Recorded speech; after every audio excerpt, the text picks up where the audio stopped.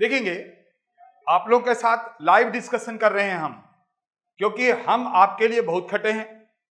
आपको जो अचानक ऑनलाइन ऑफलाइन होते होते ये हो रहा है, कभी आप पढ़ना शुरू करते हैं, अचानक पता चलता है कि ऑनलाइन में आ जाएगा एग्जाम, आप पढ़ना छोड़ दे रहे हैं, फिर पढ़ना शुरू कर रहे हैं। इससे क्या हो रहा है कि एग्जाम का डेट आ रहा है और आप बहुत ही कंफ्यूज्ड हैं, क्योंकि पीछे आपका मार्क्स बहुत ही अच्छा आया है, आप उसको सोच रहे हैं कि इसको कैसे मेंटेन करें। तो मेरा ड्यूटी बनता है ये बात को लेके कि अगर आप इसको मेंटेन करना चाहते हो, ध्यान से सुनना, तो कुछ गलतियों को आप ना करें। आप अगर सही हम बोलेंगे तो आप कमेंट करिएगा कि नहीं सर यही सब हम गलती करते हैं, और अगर हम गलत बोलेंगे तो आप कमेंट कीजिएगा कि नहीं सर हम तो ये गलती नहीं करते हैं। तो पहला, इसलिए मैंने आज के लिए कुछ यहां पर लिखे हैं। क्या लिखा हुआ है, कोई बताएंगे? Highest mark. कौन नहीं चाहता है यार हाईएस्ट मार्क? सब कुछ हाईएस्ट चाहता है, दिल मांगे मोर। तो देखिए उसके लिए क्या करना है, जैसे अभी देखिए ये जो पेंडेमिक चल रहा था और आपके यूनिवर्सिटी में ऑनलाइन ऑफलाइन का जो इतना दिन तक ड्रामा चलता रहा, आप सच बताइए क्या आप अपना 100% दे पा रहे हैं? हाँ या ना? यानी हम राइट हैं कि आप 100% नहीं दे पा रहे हैं, बट आप देना नहीं चाहते हैं क्या? चाहते हैं, लेकिन ऐसा सरकमटेंसेस हो जा रहा है ना जहां से थोड़ा सा होप नजर आने लगता है कि काश ऑनलाइन ही तो नहीं हो जाएगा। तो देखेंगे जी अब शायद वो होप खत्म होते जा रहा है, जैसे जैसे एक एक दिन नजदीक आते जा रहे हैं। कुछ बात हम आप लोग के साथ शेयर करेंगे जो कि एकदम सही है। अगर आप इसको मेंटेन करेंगे तो पक्का हाईएस्ट मार्क्स आप लेकर आ सकते हैं। आपका जो अभी तक परसेंटेज है वो भी डाउन नहीं होगा। सबसे पहला बात ध्यान रखेंगे, फर्स्ट ये एग्जाम के पहले का बात, इन दिनों का बात बोल रहे हैं, जबकि अभी एग्जाम में टाइम है। आपके फ्रेंड्स के साथ डिस्कस ना करें। आपको फ्रेंड बताएगा कि ये तुम चैप्टर कर लिया, हाँ इसका आंसर कितना है, आप बोलेंगे इतना है, वो एक क्वेश्चन बता देगा, बोलेगा देखो इतना है। देखो यार ये सब मत करिए, आप अपना पढ़ाई कीजिए, वो अपना पढ़ाई करेगा। ये चीज का ध्यान रखिए, क्योंकि मान लीजिए अब टाइम कम है, आप अपने ढंग से, सभी का थिंकिंग अलग अलग है, सोच अलग अलग है। आप सोच रहे हैं कि हम ये सब चैप्टर को करेंगे, मेरे लिए ये चैप्टर आसान है, उसी समय किसी और के लिए कोई दूसरा चैप्टर आसान है। अब अगर आपका फ्रेंड है, लेकिन भाई दोनों का थिंकिंग तो अलग है ना। अब अगर मान लीजिए आपने बोला कि मैं ये सब चैप्टर कर रहा हूं, वो बोला यार ये सब चैप्टर तो हार्ड है, हम तो ये सब कर रहे हैं, कॉन्ट्राडिक्ट हो जाएगा।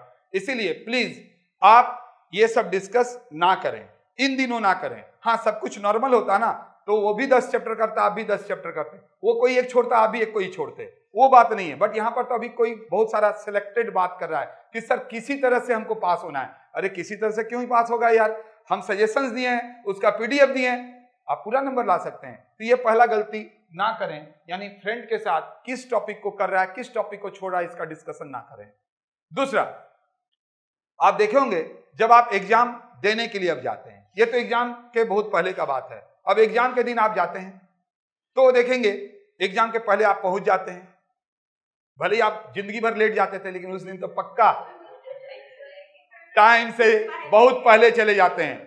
और फिर वहां पर क्या होता है, आपके दोस्त मिल जाते हैं, जहां पर हम लोग डिस्कस करने लगते हैं, ये टॉपिक किया, वो टॉपिक किया, वो टॉपिक किया। उसी समय आपके दोस्त ने बोल दिया यार ये टॉपिक बहुत इंपॉर्टेंट है, ये पक्का आएगा, मेरा सर बोला है। और अगर मान लीजिए आपने वो टॉपिक को नहीं किया है तो सारा कुछ खराब हो गया। यानी आपको लगने लगा कि बाकी जो टॉपिक आपने किया है ना वो पल भर में छूमंतर हो जाएगा। इसीलिए जब आप एग्जाम प्लेस में पहुंच गए हैं वहां पर ये सब डिस्कशन ना करें, दोस्त से दूरी बना के रखें। अगर ये सब बात हो रहा है तो सीधा बोल दे यार देखो सबका अपना अपना चीज करके आया है, इसके बारे में डिस्कस मत करो कि कौन सा इंपॉर्टेंट है कौन सा इंपॉर्टेंट नहीं है, ये टॉपिक तुम किया कि ये टॉपिक नहीं किया। क्योंकि इससे क्या होगा बताइए, होता है कि नहीं होता है? आप मान लीजिए 5 टॉपिक पढ़ के गए, एक को छोड़ दिए थे, अगर वही टॉपिक बोल दिया कि बहुत इंपॉर्टेंट है तो 5 टॉपिक तुरंत छूमंतर हो जाता है, गायब हो जाता है आपके दिमाग से। आपको लगने लगता है यार अब क्या करें। तो ये दूसरा गलती कभी ना करें। तीसरा बहुत important, very very important, third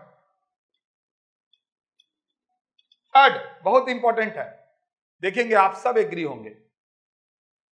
जब आप एग्जाम देके बाहर निकलते हैं तो हर एक क्वेश्चंस का आपका क्या आंसर आया ये पक्का लिखते हैं और निकलते ही आप अपने फ्रेंड से मिलाते हैं।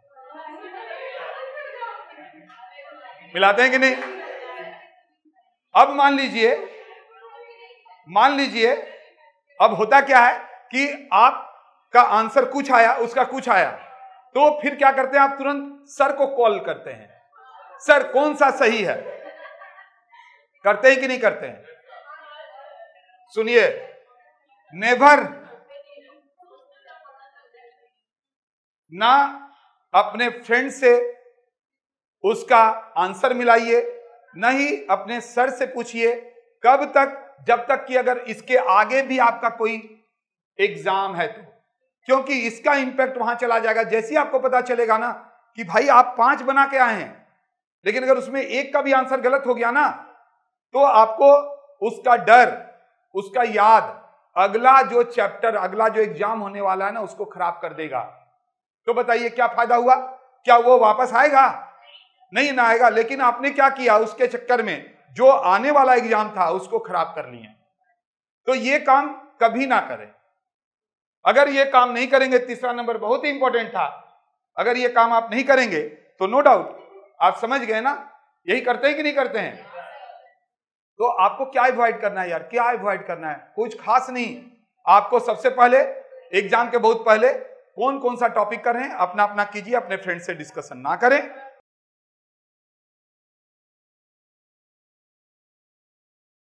तो आप ये सारे बातों से एग्री कर रहे हैं? अगर आप ये करेंगे तो नुकसान आपका है, क्योंकि देखिए इस पेंडेमिक में कोई बहुत सारा तैयारी किया है, कोई सिलेक्टेड तैयारी करके गया है, क्योंकि उसको ये बात पता है कि ये सिलेक्टेड तैयारी से भी मेरा काम हो जाएगा।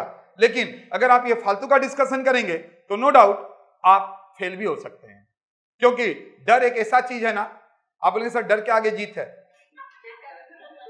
एग्जाम ही एक ऐसा चीज है जहां पर सारे लोग एग्जाम के पहले डरते ही हैं, चाहे वो पूरा पढ़ा हो या कम पढ़ा हो या नहीं पढ़ा हो। तो देखेंगे जी, और कुछ चीजें हैं जो कि थोड़ा बढ़िया मार्क्स लाने के लिए काम देता है। बहुत सारे लोगों का आदत होता है कि सारे क्वेश्चंस पढ़ लेते हैं, क्वेश्चन मिला सारा पढ़ लिया। अरे यार 100% परफेक्ट दुनिया में कोई नहीं है, इंक्लूडिंग मी। मैं तो हमेशा बोलता हूं भाई मैं परफेक्ट नहीं हूं 100%।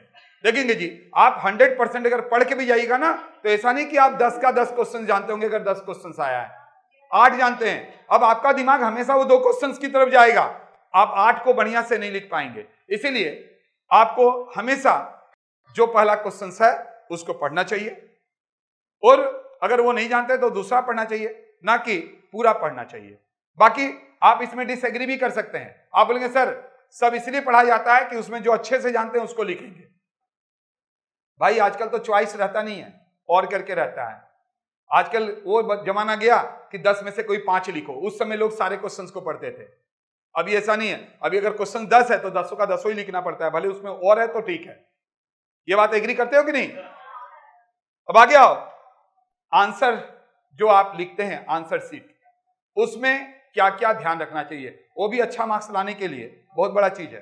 तो सबसे पहले हैंडराइटिंग अच्छा करना चाहिए। दूसरा, पॉइंट्स और डिफिनेशन के ऊपर मेंटेन करना चाहिए, कट कुट नहीं करना चाहिए। ये सारे आपके कंट्रोल में है। भले ही आपने 2 ही चैप्टर क्यों नहीं करके जा रहे हैं, बट वही आप 100% दीजिए, अपना 100% दीजिए। इसीलिए मैंने यहां पर लिखा है give your 100% efforts in last moment. Last moment में अगर आप 100% एफर्ट्स देते हैं तो नो डाउट यार आपका बढ़िया मार्क्स आएगा ही आएगा।